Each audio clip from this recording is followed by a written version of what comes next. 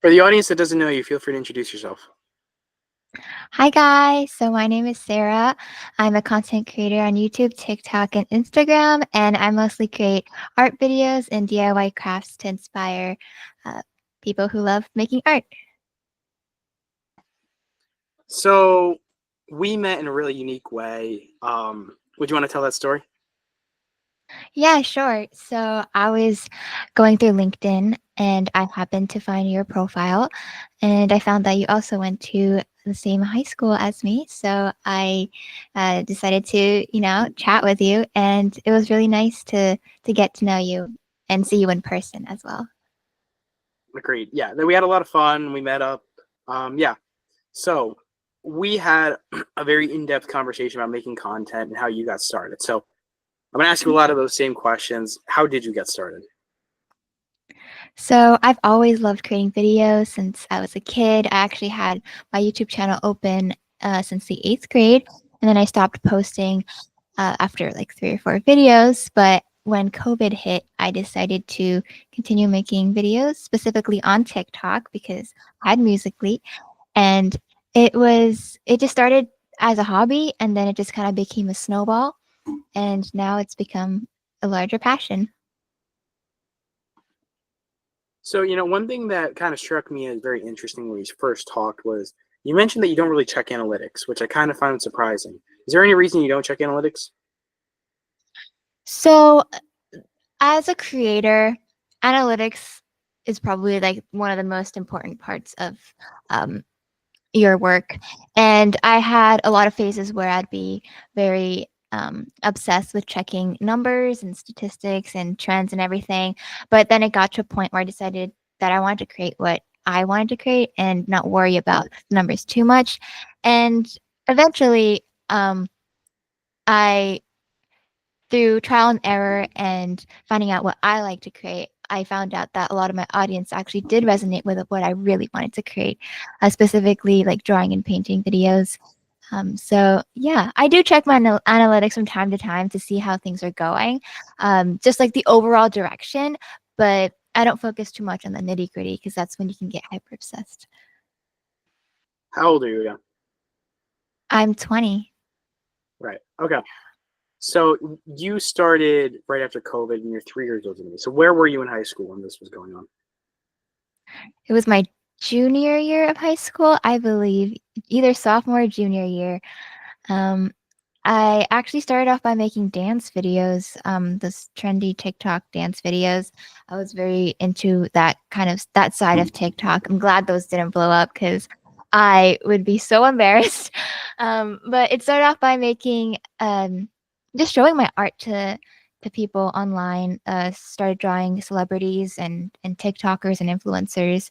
And my first viral video, I guess, was my second video I posted, and it was drawing Avani, who is a TikToker. And I hit 20K views the first 2 hours of posting, and I was still in class. Like this was in virtual school, and I freaked out and I told my mom, like, what is going on? And it was very awesome because before posting, I had just been an artist who would be creating in my own room in my little corner and not really show it to a lot of people besides my family and maybe my art teacher. Um, but it was nice to see that people enjoy what I created and kind of have that validated. Not that other people's opinions matter in the sense of like your ability, in the sense that they don't determine your actual ability. But it was nice to get that little what's the word? Um, it gave me more like confidence in my work. Well, I mean, you seem like a very creative person. So I got to ask, were you always like that? How were you as a child? Yeah, so I've always been really into drawing and sketching as a child, and DIYs were also a big passion in middle school. I'd make a lot of clay charms, necklaces. I would sew my own clothes. In sixth grade, I joined the knitting club, and I loved using my hands a lot. And then in eighth grade is when I started to really get into drawing and painting. So I'm a self-taught artist. I learned everything through YouTube, and it has just been an incredible journey of creating art whenever I have free time. So, you still do this to this day, correct? Yes. Okay. What would you say you're most proud of out of all the pieces that you made? And what was that story? Why'd you make it? Mm, that's a really tough question. I don't think I have a specific piece that I'm most proud of. Mm, but I think the one of the most proudest moments I've had in my journey would be probably when I started social media. And in 10th grade, so sophomore year, I entered a art competition hosted by NASA, and I won second place nationals for the 10th grade division. So that gave me so much more self-confidence in my work. And I think it also created a foundation that um, kind of mentally assured me that this is a path that is right for me. Let's talk about fashion. How did you get into fashion? So I'm a girl, so I love shopping and I love just expressing myself with um in many creative ways. And fashion I'd consider is a really cool art form. Um, so there wasn't a specific moment where I decided I wanted to do fashion. I just kind of grew into it, and seeing a lot of other people on social media show their fashion style inspired me to start as well. Do you ever make your own clothes or Yeah, sometimes during COVID, I bought a sewing machine and I made a couple of my clothes. is what you're wearing right now one of your own clothes? No. Where do you normally go shopping? And are you a fan of thrifting? I've actually never gone thrifting before. I'm actually gonna go next Thursday with my friends because I'm on spring break. But yeah. That's interesting. How come you've never gone thrifting? Just the idea of it, or Actually, I like shopping online. I love shopping on my phone. So Amazon has my heart. all right, let's talk about content more specifically. So, one thing I do want to ask about content is when you first made your really like viral videos, I remember you mentioned people at school started talking about them a little bit here and there, right? What was that like? What was the first time that you really got like recognized or like people started finding out about your content? What was that really like? Let me think. So because I blew up over COVID, I didn't have a lot of people come up to me and talk about those moments. But when I went back in person for school, my senior year of high school, I've had a couple of my friends and classmates telling me that they've seen my videos, and I just thought it was really cool because um, sometimes I forget that people, like real people, watch my videos, and numbers aren't just statistics. So um, yeah, I would have like classmates in my math class and English class say like, "Oh, I've seen your video on my For You page," and I just think it's really cute.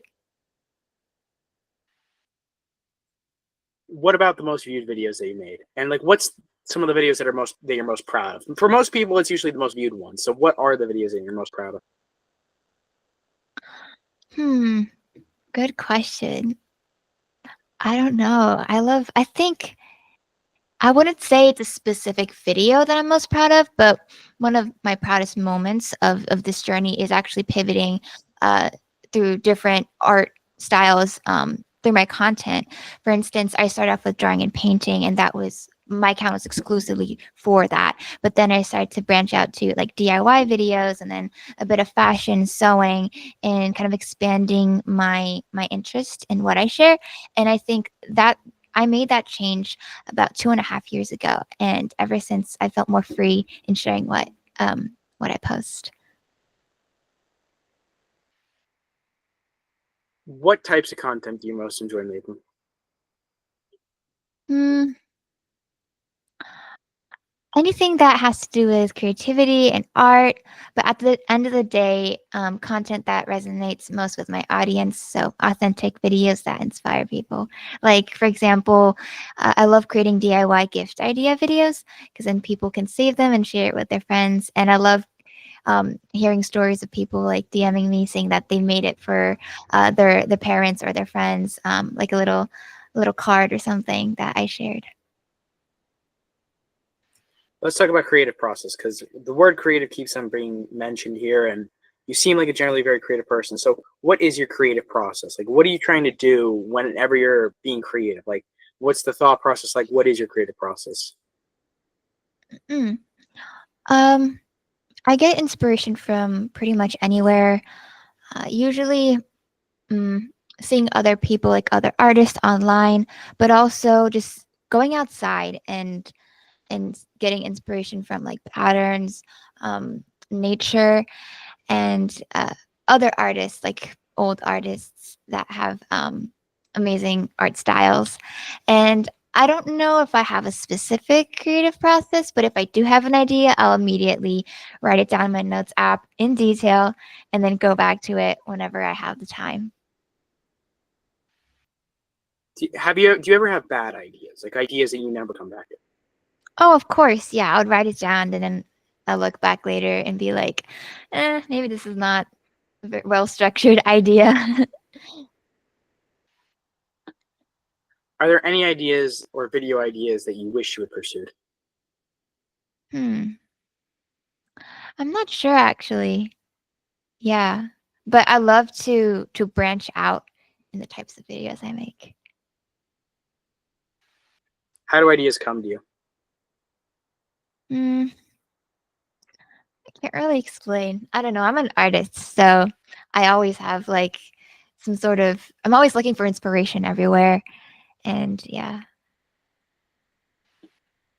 Well, is it like an instant thing? Is it something that you got to write down? Like, is it something that you just have as soon as you look at a canvas? Like, for everybody, it's different. So, what's that like for you? Like, when you're about to paint or make a shirt? Yeah, a lot of times I do plan it out on in my notes app or just like on a blank sheet of paper, but also many times I just go with the flow and see where the painting takes me.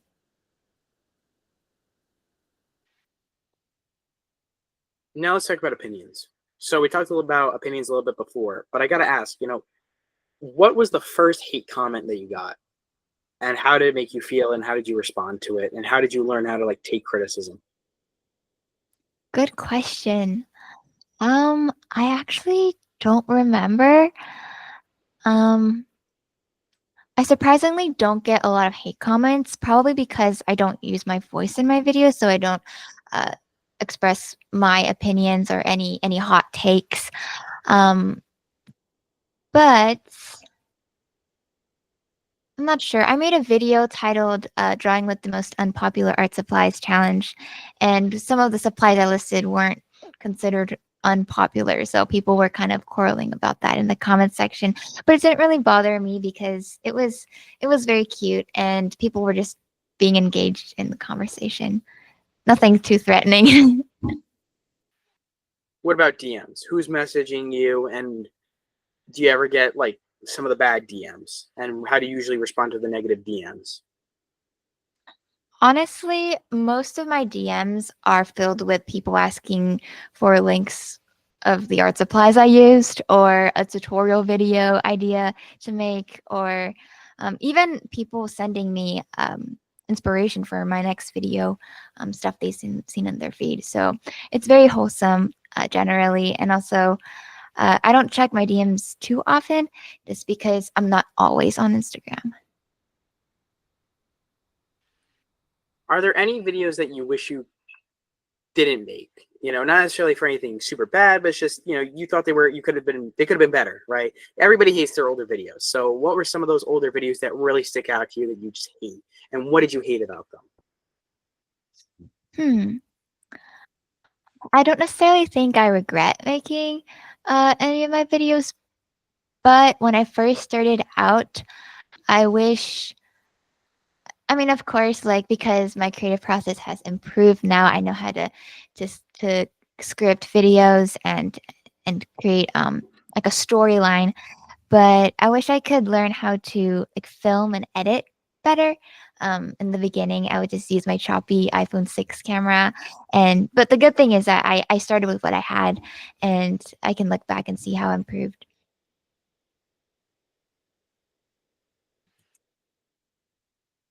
Do you ever wish you could have collabed with more people? And are there anybody? Is there anybody like you wish you could meet? Like, do you think? Actually, here I'm gonna ask this question instead because I've asked this like everybody today. Is there anybody that you think that if you were to meet them, you'd be like genuinely impressed by, like in the content fashion space? Like, who do you idolize? Oh, good question. So one of my favorite creators, she's an artist and her name is Yasmin Morris. And I really admire her work. I think she's amazing. And also a lot of my followers follow her content as well and vice versa. And she's just overall very inspirational artist. I don't know where she gets her ideas, but they are very beautiful and um, just really cool to see. I just love watching her videos.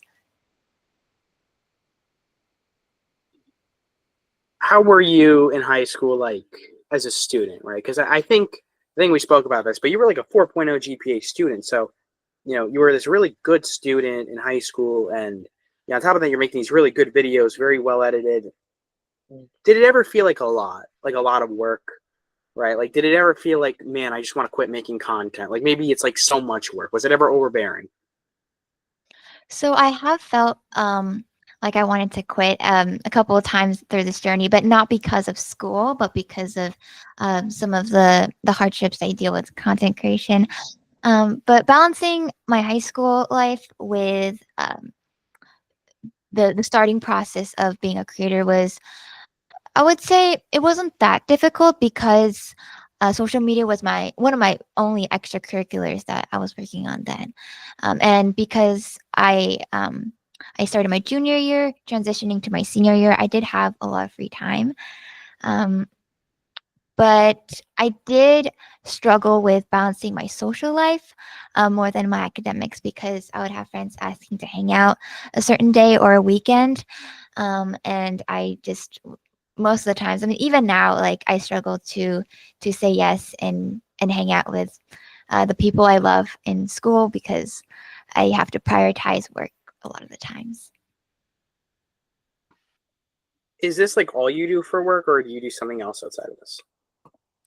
It's the biggest area of my work, I would say, especially now. Yes.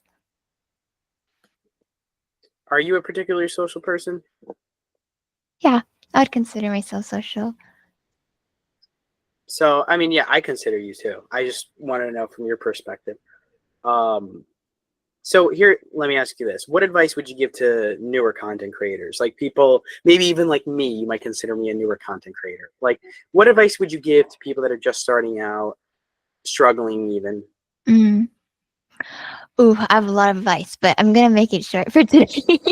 Number one, always remember why you're doing it in the first place. Never forget about that. Even like write it down, have it in, in front of the mirror or somewhere like a sticky note on the laptop, because there will be times where you forget and you get kind of caught up in in everything in the creation process.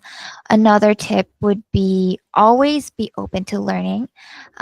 Seeking other creators is like studying other creators and their styles and see what works for you and finding a middle ground, what you like and what your audience likes, and not leaning too much one or the other. And the last tip I could give would be um, stay consistent. I know it's so cliche, but there have been months where I just stopped posting just because I want to focus on like either school or my personal education or or any area, and it did hinder my growth coming back onto social media. So definitely recommend. Unless like you really need to take a break, then I highly recommend you prioritize that and like your mental health. But if you're just kind of slacking off and leaning back because you think that you won't grow eventually, then no, I recommend just continuing. Let's talk about offers. What are some of the more interesting and cool offers that you've gotten? And by interesting, I mean you can talk very generally about anything that like came out of the blue that you got as an offer. Hmm. I think the most interesting offer or surprising offer that I've gotten was the chance to work with Microsoft 2 years ago, I believe. It was 2022 or 2023, don't remember. And it was really cool because it was during my gap year, and I just I just thought it was really interesting for a tech company to collaborate with an artist. Like usually they collaborate with um like tech review channels and people who are interested in that side, but I don't know, I just thought it was really cool. As a young person yourself, what advice would you give to younger people? Um don't compare yourself to other people. Um but compare yourself to your old self and see like for instance, just always evaluate yourself based on where you've come from and the different paths you've taken. So don't worry about what other people are dealing with because they have their own journey. And I had to tell myself this many times. It's very cliche, but it's so true. What does your daily routine look like? What are you doing in a day? And what does a really ideally productive day look like to you? Ooh, a bunch of timers and alarms.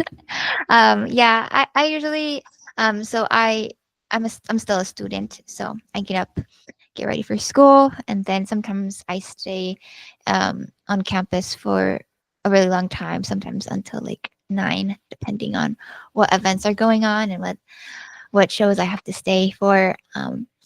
But a lot of the times, it my day looks like working in my social media projects in like on campus in school. So between the gaps I have, any free time, I'll be checking emails, drafting any video ideas, and it's just learning how to um, work in school.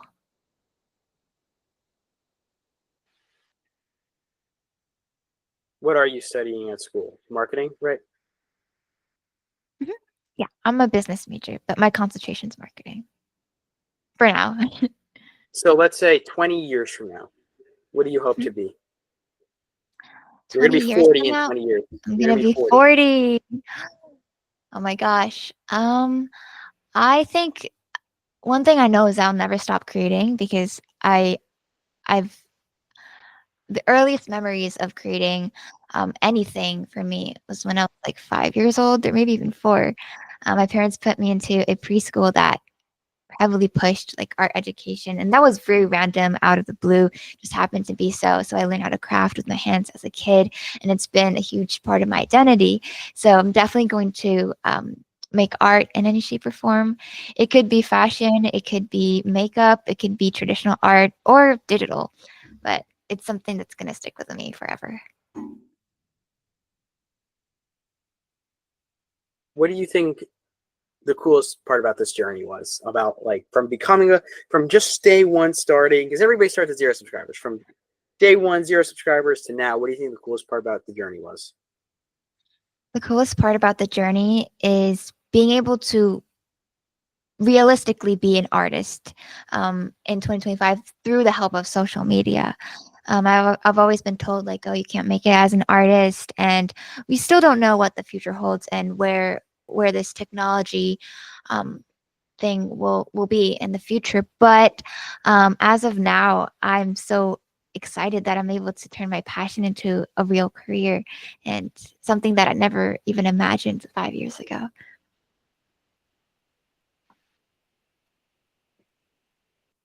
Let's say tomorrow, all content goes extinct. I think I've asked you this before, but it's like, let's say that, or maybe I haven't, but let's say that everything on the internet just goes away. All the social media companies go bankrupt, right? What are you going to be doing?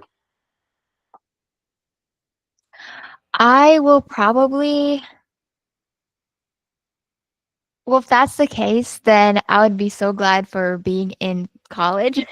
But that aside, I think I would be teaching people art because that's actually, I mean, I guess that's what I've been doing online, like making tutorial videos. Very passionate about helping other people grow in their art journey. So yeah. All right. I think that's a pretty good interview. Um, any final thoughts? Any final words to the audience? Um, Yeah, always look for something that you're passionate about. It doesn't have to come right away, but I recommend try different things, like whether it's sports or film, art, dance, writing, journaling, any of that sort. And then I recommend just sticking with what interests you, because it'll definitely help along your life journey when you go through a lot of tough times. It could be a really nice escape. And yeah. All right. Thank you for coming on. I'm going to stop the recording in 3, 2,